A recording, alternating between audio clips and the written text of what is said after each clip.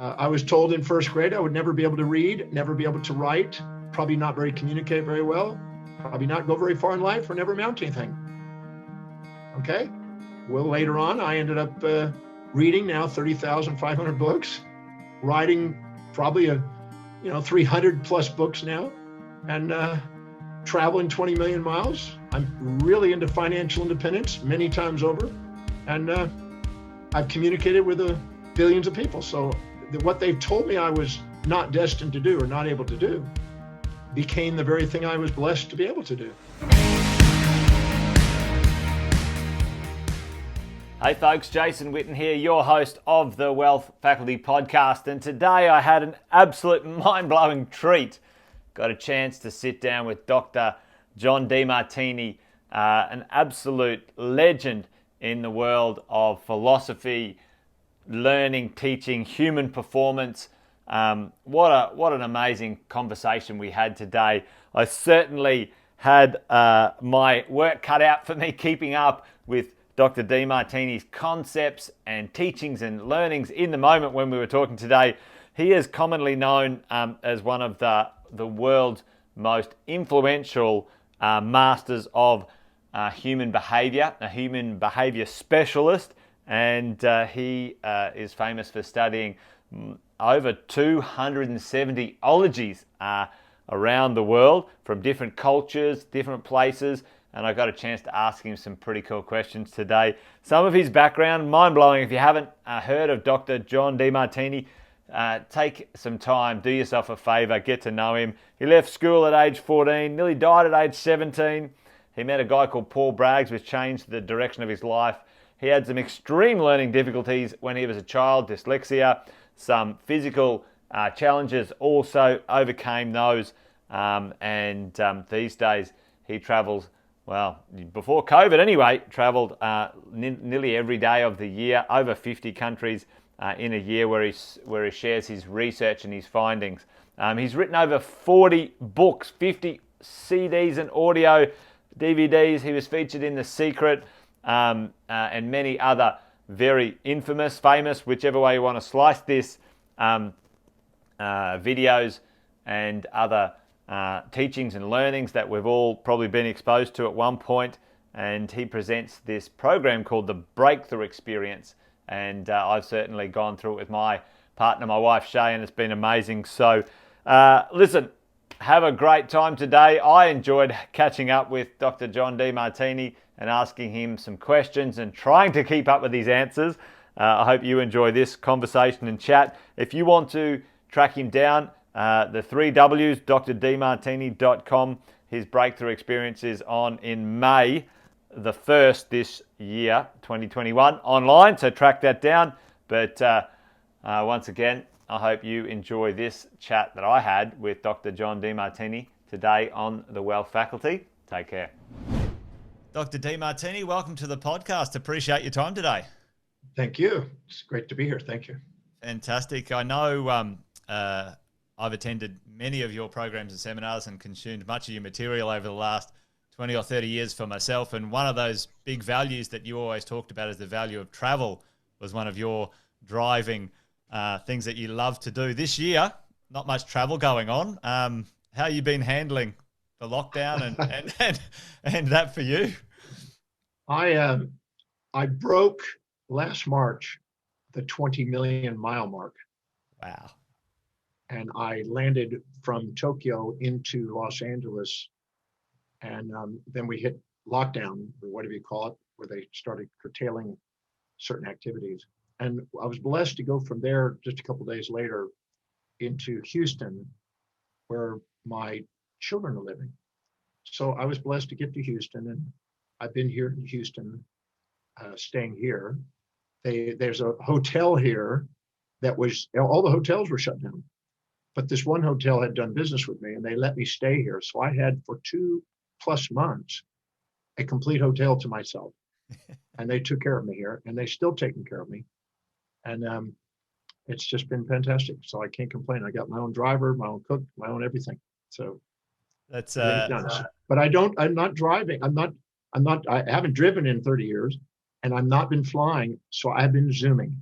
And I have done a lot of miles on Zoom since last March. I think that has been the theme for the whole world, to learn a new skill and that sort of thing. Is that something that has been a bit of a benefit for you, seeing your children maybe a lot more for the first time in a long time? Well, it's a benefit to me. I don't know about them. I'd have to ask them. But yeah, it's been actually quite lovely because they're close by. I'm literally walking distance from all three of them. And my office is just like 2 to 3 blocks from here. Everything is really within walking distance. So yeah, definitely have had a great interaction with the children. They're all grown up now. They're 36, 33, and 30. Yeah. One's about to have we're about to have a grandchild. So but there's definitely been more interaction there, and they've been in a lot of the programs with me and helped me with a lot of the programs. So I can't complain. There's every crisis has a blessing. Every challenge has an opportunity. There's always two sides to it. And if we see both sides and we're mindful, we're grateful. Yes. And I can say that I'm grateful for when I got to travel, and now when I'm getting to travel by Zoom. Either way, I win. That's the way I look at it. That's a great way to say. I mean, you've at the moment called or referred to COVID as Saint COVID for yourself, maybe, and a lot of people. I'm sure that pushes a few buttons potentially for those who might not be seeing it that way. Why do you call it Saint COVID? For me, I've had an amazing experience personally, probably very similar to yourself. I'm very grateful right now for how COVID has changed the trajectory of my business, my life, and my family. Could you speak to that for a little bit? Because I know that potentially victim thinking and other things about this might be prevalent for a lot of people. Well, if you choose to be conscious of the downsides and not conscious of the upsides, that's a choice. That's because you chose not to look at the upsides, not look for them. And the same thing in reverse.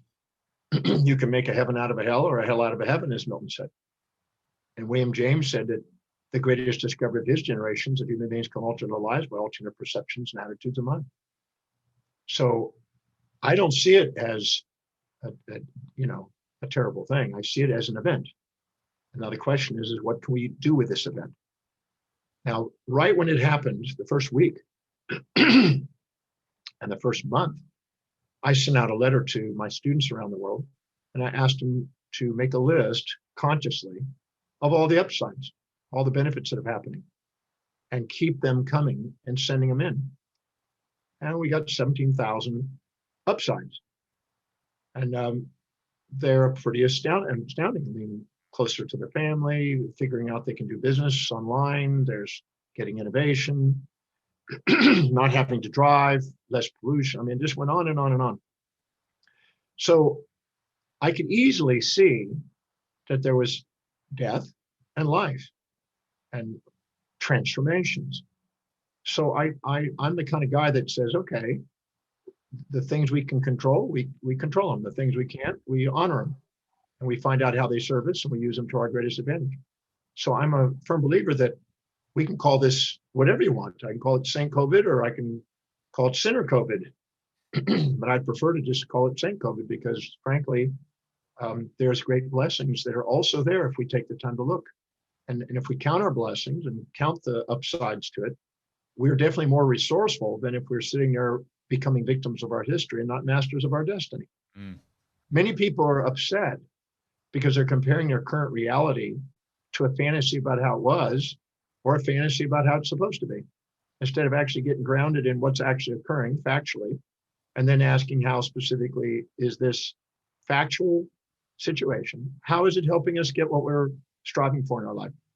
And if you answer that and don't give up on that answer, you will use it as a catalyst to do something great.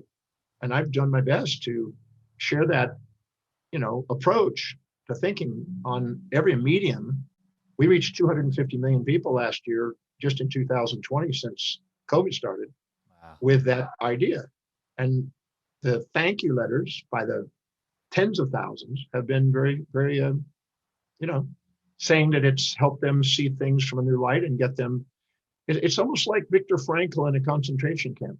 Yes. The people that were comparing their current reality to how it used to be and how they fantasize about it didn't make it. But the people that asked, okay, this is the fact, how do we use it now? And became resourceful, they survived. And the same thing today. So we get creative and innovative when we're challenged. And I think there's lots of stories of great innovations and great opportunities that have come out of it. Yep. And I remember one of the very impactful things that you shared with some of your trainings is that tool where it's like a list on the positive, a list on the negative. You can't have one without the other. They tend to have the ability to balance each other out and bring you into a neutral space. In your 250 million reach around the world, like the idea that we as humans need to make some meaning, good or bad, out of things, is that something we're born with? Like we pop out and say, right, let's make meaning of everything around here? Or is it something we can learn, even if we don't have that muscle right now, to sort of, like you say, make a better meaning or analyze it with a bit more fact and less emotion? Well, Albert Camus said that there's no meaning in the universe, no universal meaning. And philosophers have debated that for centuries. And there's no universal value nor universal meaning that have ever been discerned. There's been people with opinions about it, but nothing that's objective. But there is individual meaning. And we can create and extract out of our experiences deep meaning. And what's interesting, the word meaning comes from the mean. Aristotle talked about the mean. He talked about the golden mean, the Fibonacci series of numbers that rose above and below 0.618 in its progression from one number to the next. And just like the stock market, if it goes above equilibrium, forces bring it back down to the mean. And if it goes below equilibrium, it goes back up to a mean. It oscillates around a moving mean.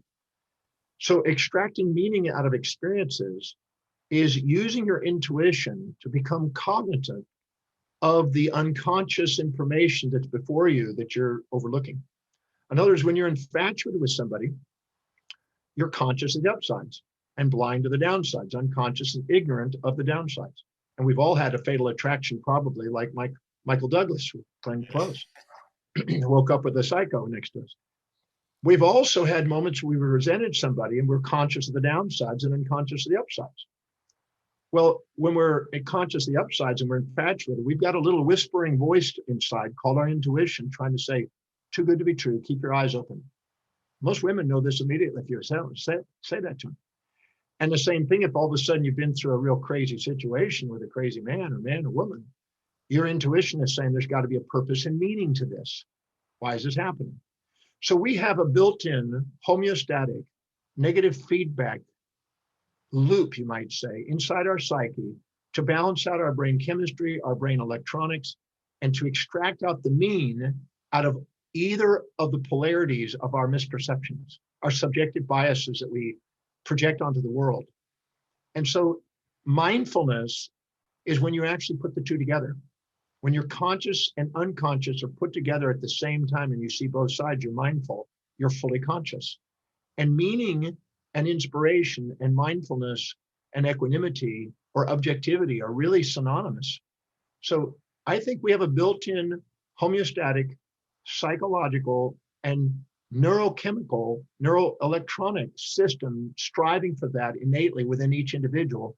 But because each individual has a different set of values compared to another individual, collectively there's no universal one, but the summation of all of our value systems could be complementations of opposites, as Heraclitus said.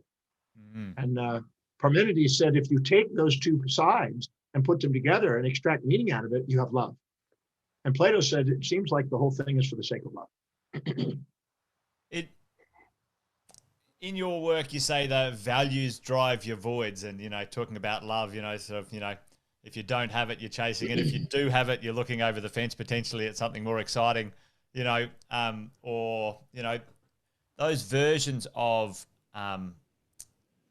people's values around the world ultimately boil down to some very similar things. I remember you saying, love being a major one. I've been blessed to travel a bit. I've spoken in 154 countries. And as a result of that, I've gotten to meet people from different cultures. And it's interesting, regardless of what culture I've been in, whether it's in an Arabian culture or Kazakhstan or India or Sri Lanka or the Micronesia or Singapore, Australia, New Zealand, Mexico, it doesn't matter where I am, any of the European countries, African countries. Most people do have a desire to procreate, have a family, have somebody have love and intimacy, want to grow their knowledge, want to have some sort of fair exchange with people, want to have, some sort of prosperity enough where they're not always in survival. They want to have social influence. They want to have love and intimacy. They want to have physical well-being and vitality. And they also want to be inspired. That's universal. Yeah. And there may be differences of marriage structures and family structures and social structures, but that's still pretty consistent. And I think it's wiser to concentrate on the similarities than on the differences in culture. If you do, you can have dialogue. If not, you have alternating monologues.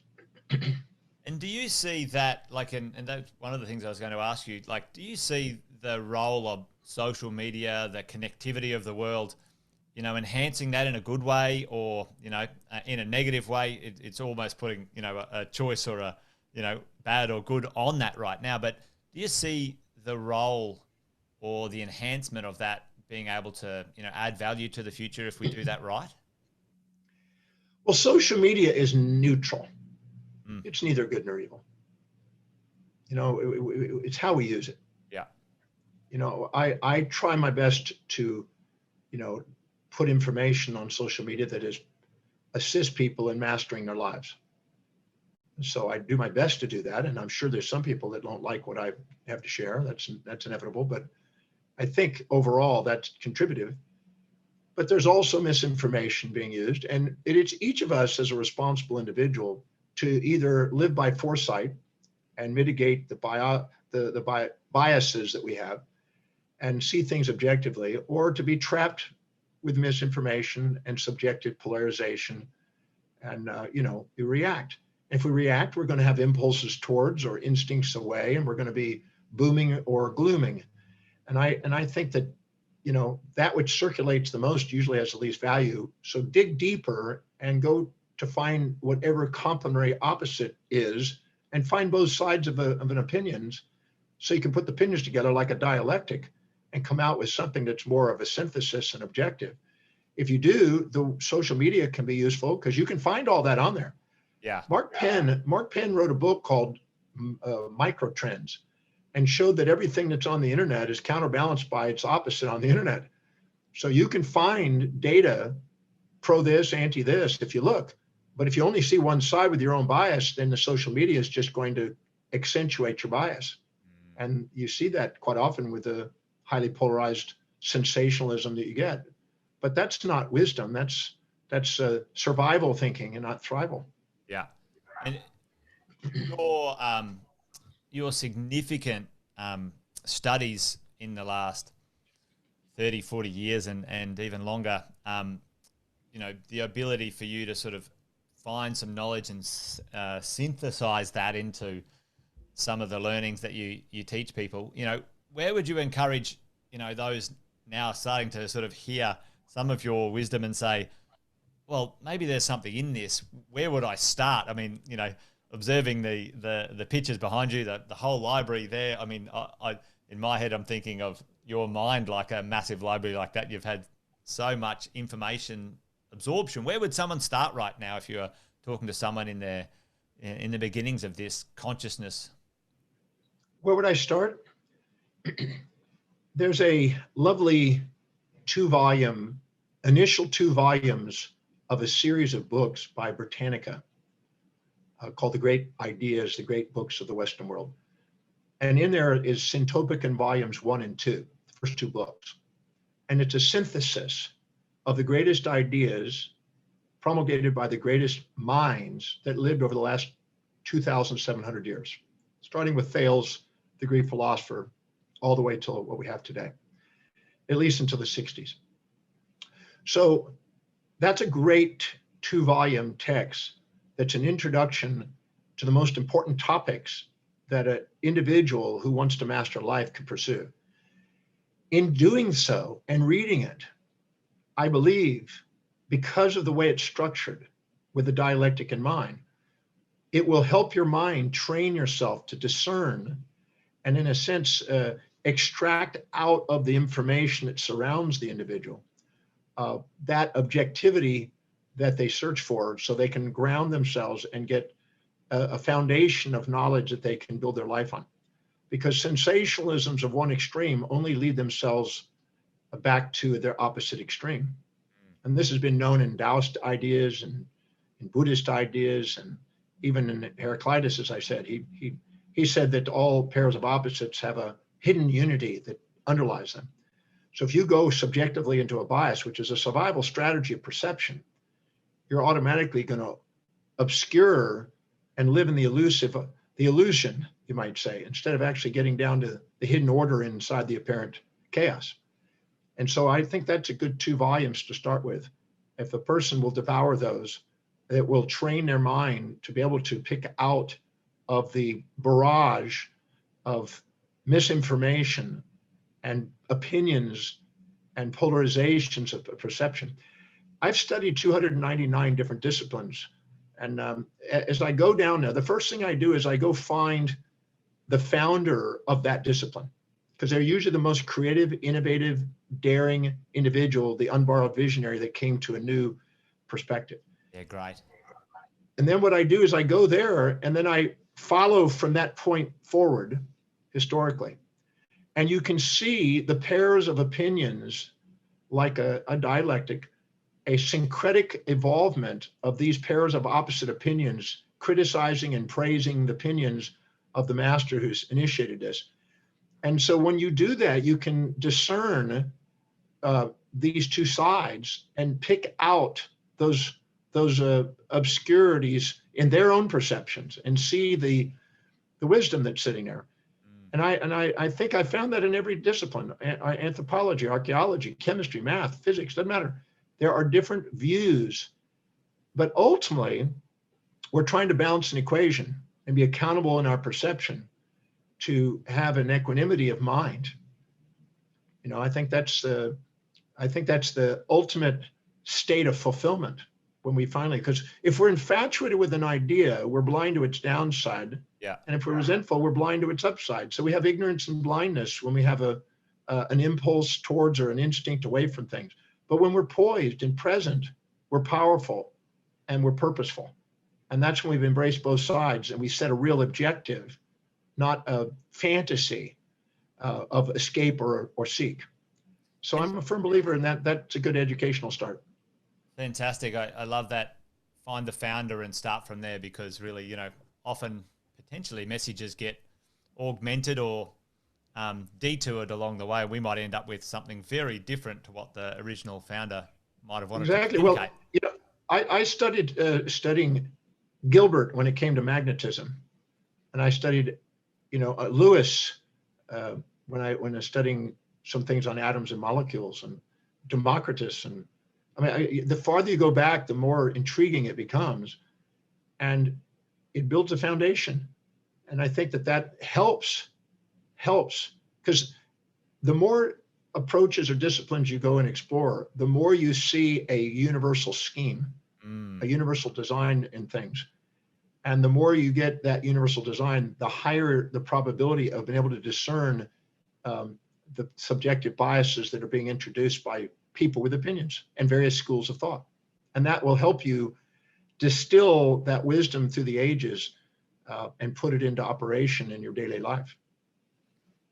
One of those attempts at distilling some of that information, The Secret, was very, very successful, the movie, and you participated in some of that, but potentially in preceding The Secret, some of that was maybe out of context, you know, forgetting there was hard work and other things to come along.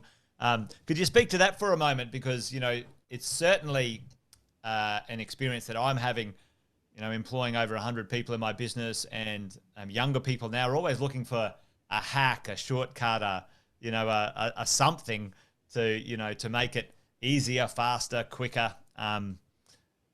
The Secret maybe talked about attracting it and everything would be fine.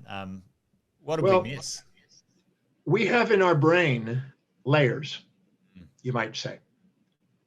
And each of these layers, as you go forward into the forebrain, you have foresight. And you go into the hindbrain, you get hindsight, literally. And foresight is anticipating the supportive and challenging experiences that you might face in the pursuit of some objective. And hindsight is learning from trial and error. It's the lowest heuristic that we face, and learning from trial and error, which is very inefficient. So when we are living in alignment and congruent with our highest values, our blood glucose and oxygen goes into the forebrain, and we set objectives. And we anticipate what could go wrong and anticipate, well, just like today, Perseverance made it to Mars today. I don't know if you were aware of that, but we landed on Mars today. It was the most smooth operation on the way to Mars that they planned. Everything was planned to the finest detail. Wow, no, I didn't. Now, they spent 6 years preparing for this, but we landed, and we're going to now go and identify in an ancient water source whether there's microorganisms living there or ever was, and demonstrate possibly in the next few years that maybe there's life in the solar system, and possibly, who knows, beyond. So that took tremendous foresight. There's no way you could have gone there on hindsight, trial and error. Yeah. You had to think of everything that could go wrong, balance out the positives with the negatives, not have a fantasy, but have a real objective. So the secret was mainly for the masses, and the masses love to live in the amygdala, and the amygdala wants to avoid pain and seek pleasure, avoid predator, seek prey, and survive. And so it looks for the fantasy. It doesn't want to do the due diligence and discipline to actually meet a full objective. Now, that's not because the information wasn't presented. It's just that the individual who produced it selected the information according to what they thought would market. Yeah. What would reach people, see people move. Because no one that I know of that was in that movie fantasized about objectives only. They also put their elbow grease together and they worked. Yeah. And that wasn't emphasized as much. It was more like hold the vision and diamond rings will land on your hand. Open up the mailbox and there'll be $1 million check in there. And even though that did give and initiate people to think that they have command over their own life, it did, in some respects, create fantasies that led to upsets for them. Because the real truth is, you work. There's work. Force.distance, we call it. Force.distance. You got to put some work, and service to people. The more you work, the more you serve, usually the luckier you get. So I'm a firm believer of, having an objective, visualizing it, having an internal dialogue that's fluent and congruent with it, structuring out a strategy that will help you get there, and updating that strategy daily as new insights come along. It's not rigid, it's flexible. As new insights come along. In 1987, I was at NASA, and I was involved in the Special Missions Project for Biological Research in Space. I got, because I knew somebody at Lockheed, they got me in through the red tape. And I didn't succeed. I failed in the simulator, and so I was not able to follow instruction very well. But still, we were studying and trying to get to Mars in 1987. It was a 200-year plan. And every single day in mission control, at the front of mission control, like a tickler on a stock report, every new discovery that would expedite the plan to get to Mars faster was coming in, and they were updating the plan on a daily basis from around the world as new research was coming in. And it went from 200 years to 187 years in 3 months. And then it went from 187 down under the 150 mark in the next decade. It just kept getting closer and closer until, now with Elon Musk here, it's really sped up. So we're probably within 25 years of Mars. Wow. So the reality is that if we have foresight and get mentorship and study and keep discerning with new knowledge as we go, we are more likely to achieve something profound and great in the world than if we just, flippantly go after a fantasy. Michael Phelps, who is a great 28 gold medalist, right? Or medals anyway, not gold medals, but medals. They were interviewing him and his coach recently, and he said that he would take every possible thing that could go wrong while he's swimming and then respond in his mind and prepare if it happens to know what it does. So you're not emotional reactive, you're proactive. And he would rehearse everything. So no matter what happens, he was prepared. And that's why he won. It wasn't a fantasy. So the secret, even though it is the idea that you have the capacity to create your destiny in your own life, that is so profound. But the idea of leaving out the pre-planning, the left brain, and only relying on sort of the fantasy components, I think was a little bit leaving out some of the baby with the bathwater, as they say. The work. You mentioned there before something about emotions. As part of this process, you know, mind, thinking, forebrain, left brain, right brain, where do the emotions come in? Are they a glitch in the software and cause the problems? Or, you know, because often I see this in my world with investing, people can rationally think through, you know, in a calm circumstance about doing something. And then in the moment, the emotions, you know, they make some decisions that are not so great. Well, emotions are animalistic. They're the passions. And it's been stated again for 3,000 plus years. There's always been the animal passions and the angelic mission. And there's a difference. Passions means to suffer. People go around using the word get passionate, be passionate, but the word passion comes from patio and pati and passio, which means to suffer. Compassion means to suffer with somebody. So I don't use the word passion because anybody has passion. It doesn't take any training to have passion. It has training to be objective and have an inspired mission. And there's a difference between inspiration and passion. One is thought through, it's subjective, it has reason behind it, it's rational. And the other is emotional and irrational.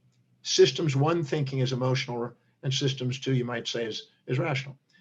So our amygdala is the center for irrationality. And it does it with subjective bias in order to survive. You have to have false positives for an animal to survive in the wild because it has to assume that it's a prey, even if it's not, and have to assume it's a predator, even if it's not, and false positive with a subjective bias in order to survive. Because if they assume it's not something when it really is, you'll go starving and you'll get eaten. So we automatically in the amygdala are designed for subjective biases and distortions and emotions. And emotions are designed to let us know we have an irrational perception. We have a polarized perception. When we're infatuated, we see more positives, negatives. When we're resentful, more negatives and positives. And these ratios of perception create neurochemical changes. And the amygdala has larger diameter, fast-firing nerves designed for survival. The reason why it's there and will happen before we think is because we got to prepare for something to eat us or to go get food. So we are going to react, but the reaction lets us know that what our irrationalities are. It lets us know what we've got that's emotional. And now we have the systems two thinking, the forebrain to come in, the executive center, with GABA, which is an inhibitory neurotransmitter, and glutamate to regulate those impulses and instincts and take command and be objective and be a master of our destiny instead of a victim of our history. So we have that capacity to govern it. It's just training. And with mastery of training, you don't have to react. You cannot go to Mars and be an astronaut with emotional reactions. You have to be able to handle as many anticipations of what could happen and be prepared in advance. And there are thousands of preparations. The same for Bruce Lee when he was in martial arts. He would imagine closing his eyes and sleeping every possible position somebody could put their arm or leg, and he would have a response. So it would be pre-planned response. So no matter what they did, his hand would go there, his leg would go there. One of the great receivers in football used to practice at night, closing their eyes, throwing footballs in their sleep, throwing footballs and catching it in the dark. So they could be prepared to be able to pick up on the subtleties to give them a competitive advantage. So yeah, we want to use our emotions to let us know what is imbalanced so we can then return it to balance. That's what our homeostatic intuition and inspirational pathway is about. Your initial upbringing, right at the start of your life, you know, in your own words, you had the dunce cap at school. You know, you had some physical challenges, those sorts of things. You know, how did you met Paul Bragg and changed your life after some pretty significant, interesting journeys from sort of early ages to, you know, late 17, 18, 19. You know, talk us through that stuff for you right at the beginning, because, you know, because often I get to chat with some amazing people like yourself at the back end of their profession and their expertise, and at the front end for you, you know, what was, you know, some of the major things there that really sort of turned your life around? Because, you know, a lot of people in 2020 might have lost marriages, lost businesses, struggled, had some challenges. Like, you know, what could you give inspiration or suggestions or support for some of those people right now? If you don't fill your day with challenges that inspire you, your day is designed to be filled with challenges that don't. So if you're not taking command and pursuing solving problems that serve people, you're going to have problems that you think disserve you. And that's because the universe, in a sense, loves you enough to kick your little butt to get you on to doing something that's a mission and not be trapped in passion. Because the passion is trying to avoid challenges and seek ease, trying to avoid pain and seek pleasure. You don't grow there. You only grow when you're pursuing challenges. And what's interesting is genius, innovation, creativity, and original thinking emerge only when you're pursuing challenges that inspire you. So if you're not filling your day with challenges that really inspire you and living by priority, where you're really objective, where you're actually engaged in solving those problems and look forward to solving them. I love problems. You know, if we go and we solve problems, our life is enhanced. Our fulfillment in life is the conquering of problems, not the avoiding them. Yeah. So I had challenges as a child. I was born with my arm and leg turned in. I was born with my speaking problem, mouth movement problem. Look at what I do today. I'm on the run and I speak. I was told in first grade I would never be able to read, never be able to write, probably not communicate very well, probably not go very far in life, or never amount to anything. Okay. Well, later on, I ended up reading now 30,500 books, writing probably 300 plus books now, and traveling 20 million miles. I'm really into financial independence many times over. And I've communicated with billions of people. So what they've told me I was not destined to do or not able to do became the very thing I was blessed to be able to do. So I always say that the challenges you have can be the greatest blessings. And the things you think are setbacks are the source for your comebacks. It's all about your perception. If it's really important to you, you will see it as feedback and a catalyst. Yeah. If it's not really important to you, you'll see it as failure. So it's and all of that has guided us to try to make sure we're pursuing what's really deeply meaningful to us. The thing that we're inspired and we're willing to embrace pain and pleasure in the pursuit of. If the real purpose in life is something that you're so inspired by, that pain and pleasure are both equally respected on the pursuit of it. Yeah. Do you feel, is your feeling that above your personal meaning, there's a greater meaning for us as conscious beings in the universe? Is that something that you hold a view on? Well, many philosophers and thinkers have debated and questioned whether there's meaning in the universe. As I said, yes. Albert Camus said no. Stephen Warrenberg said it's all pointless. And you got others that believe that there is a more philosophical and more theological and more mystical. They believe that there's a underlying order in the universe. David Bohm might say that. Stephen Hawking even may do that. They've now realized that there's a conservation of information. That means information that is accumulated is never lost. And we stop and think about that. That's profound. It's stored and continues. Leonard Susskind at Stanford University is now under the idea that it's stored in voxels and eventually pixels on the throat of black holes, only to be returned back into new forming solar systems. So the information from solar systems in biological information that's accumulated, which is the opposite of entropy, negentropy, as Erwin Schrödinger called it, that information is not lost, it's organized. And there seems to be a self-organizing initiation in all levels of existence. Geologically there is, sociologically, inside the individual, now in solar systems, galaxies, supergalaxy clusters. There's that self-organizing information that's consistently stored and not lost.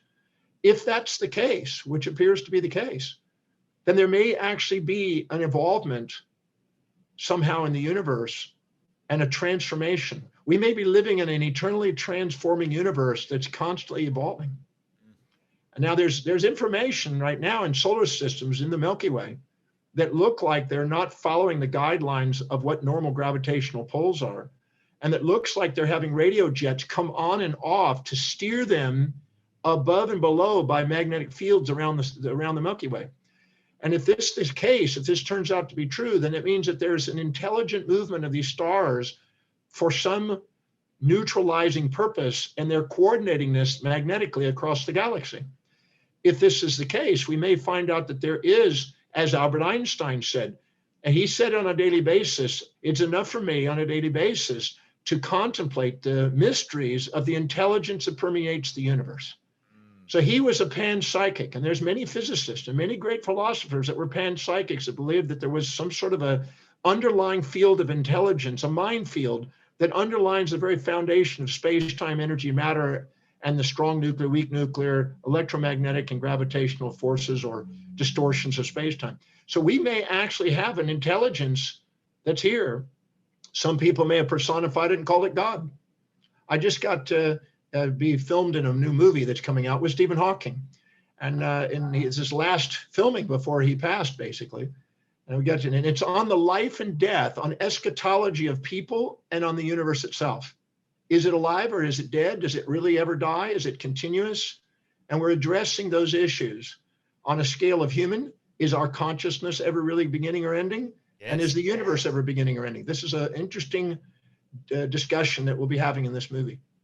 That's exciting, because I was literally going to ask you that question. I had a discussion only a week ago about consciousness. Does it just pop up and it's in the brain, and then when you're dead it's gone? Or is our brain an antenna streaming consciousness from somewhere else? And when you're saying maybe that information or knowledge is stored in the universe and we get to sort of tune into it, I like that. It's a romantic notion for me. I like it, but I don't know, You know, Immanuel Kant, the German philosopher who lived in his little university place most of his life, believed that there was an immanent mind and a transcendent mind. So he believed that the immanent mind was the place of subjective bias and animal behavior, and it was reflexive. And the transcendent mind was an angelic behavior, which was a messenger of light, an inspired messenger, part of us, that could transcend the dialectic opinions and actually get a glimpse of the truth. Now, many doubted that was ever possible. Pyrrhon and Bryson, they basically believed, no, you can only have opinion. But some believed in the transcendental. William James believed in it. He called it the higher mind. It's been discussed for centuries. I've developed it in my breakthrough experience. I found a way of accessing it. I've been working on trying to figure that out since I was 18. I found a way. Now, this transcendent mind seems to be able to access information that is not evoked by sensory input only. Now, we could say that there's receptivity by our senses. There's perceptivity by the combination of those with the associative areas of the brain from previous receptions. Then there's combinations of those into conceptions and apperceptions. But then there's also things that we have a hard time comprehending how they could know. I saw an 11-year-old girl develop a palsy in her left hand when she was actually meeting a woman whose mother died, who had a palsy in the left hand, and said things that the mother said to the daughter all her life, and said things like that. We captured this on film, and it was just amazing.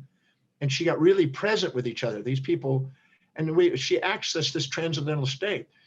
So we don't know really the boundaries of that. Scientists today, there's neuroscientists that are trying to believe that the mind doesn't exist. It's just neurochemistry and neuromolecules and things. But there's some aspects of the brain that's I think a little bit more transcendent than just a few molecules. And I do believe that there's a field. And I just finished a text that I wrote last year on the consciousness, you might say, of the sun, and how charged particles of light, as Freeman Dyson at the Institute of Advanced Studies claimed, is what we store information in. And we know that in physics, we know that in telecommunications, but it may actually be occurring, and we may be part of that. And our glial cells in our brain may be part of the mediators of this antenna, you might say. So there's more to be learned. I think we're in our infancy of really what consciousness is. The models, I've been studying these models for 48 years, and we're still in infancy. Mind-blowing and exciting at the same time. It's you mentioned the breakthrough experience. Myself and my wife attended it many years ago, and we had a great time. Amazing process to go through. Is that some of the stuff that you go through in the breakthrough experience with participants and people? So maybe even that's a good place for some people to experience some of these things as well. Yeah, in the breakthrough experience, I'm intending to help people transcend their subconsciously stored baggage that's causing these emotional reactions, and increasing the speed in which they see both sides of an event, so they can be poised and present and purposeful and patient and productive and prioritized and live fully, mindfully. And so the program, which I've done 1,118 times, is designed to assist people in mastering their life. I've been working on the ingredients of that program since I was 18. I'm 60, almost 66, going on 67 now. So I've been working on it a long time, and I love presenting it. I'm getting ready to do it in Australia actually this week, and then also again in May, I think. But I do everything I can to help people master their lives. I want people to master all 7 areas. I want them to wake up their genius, to create a service that they absolutely can't wait to get up in the morning and be of service to people, because there's a fulfillment from serving people. Yes. I want them to be able to build wealth in their life so they're not a slave to money all their life. I want them to be able to have the ability to communicate what they love in terms of what other people love, so they can have love and intimacy and reflection. I want them to be able to wake up their natural born leader, which I believe everybody has in their own field and their own value structure, and also vitalize themselves, because a lot of the symptoms of our body are feedback mechanisms to let us know when we're inauthentic, to get us back to being authentic, where we're really empowered. And then I want them to be inspired. So the breakthrough experience is to help people empower all 7 areas of life, not to live in the shadows of people, but to stand on the shoulders of giants and do something extraordinary on the planet that's in their heart, that they want to contribute on the planet, and to get them past the comparison of themselves to others and only compare their own daily actions to their own dreams. I love it. I highly recommend for those listeners of the Wealth Faculty listening in, online in May, drdemartini.com/events. Track it down, gang. Highly recommended from my neck of the woods. Fantastic experience. Well, folks, we are only halfway through this conversation with Dr. Demartini. I'm absolutely loving it. I hope you are too. Certainly stretching my mind and my capacity to think and understand some of these concepts. He's one of my all-time favorite conversations so far. I think he's in the top 3 easily in my conversations on the Wealth Faculty podcast to date. So really enjoying it. Hope you are too. Next week, we're going to change gears. This week, we've been focusing on the past and understanding our behavior and emotions and mental attitude towards those things. And we're going to change gears to look at the future, creating some wealth, creating the life that you want to live, and certainly understanding how to do that in a very practical but powerful way. Dr. Demartini is going to share some more wisdom with us. I look forward to you joining me again for part 2 of this conversation on the Wealth Faculty with Dr. Demartini. Until then, folks, take care and bye for now.